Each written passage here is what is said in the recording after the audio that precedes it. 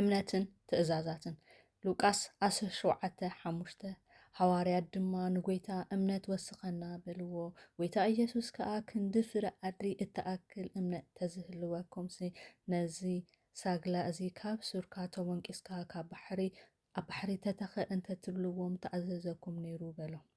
ካባኻትኩም ከ ዝሓርስ ወይ ዝጓሲ ሓሽከር ዘለዎ እሞ ካብ ወፍሪ ምስ ኣተወ ንሽዑ ክትድረር ተቀመጥ ዝብሎ መን እዩ? ድራር ኣዳልወለይ ክሳዕ ዝበልዕን ዝሰትን ከዓ ተዓጢካ ኣገልግለኒ ድሕሪኡ ንስኻውን ብላዕ ስተ እንዶ ኣይኮነን ዝብሎ? ወይ ከዓ እቲ ሓሽከር እቲ ዝተኣዘዞ ስለ ዝገበረስ የመስግኖ ዶ ይመስለኩም? ከምኡ ድማ ንስኻትኩም ኩሉ ዝተኣዘዝኩም ምስ ገበርኩም ንሕና ዘይንጠቅም ኣገልገልቲ ኢና እቲ ክንገብሮ ዝግባአና ኢና ዝገበርና በሉ በሎ።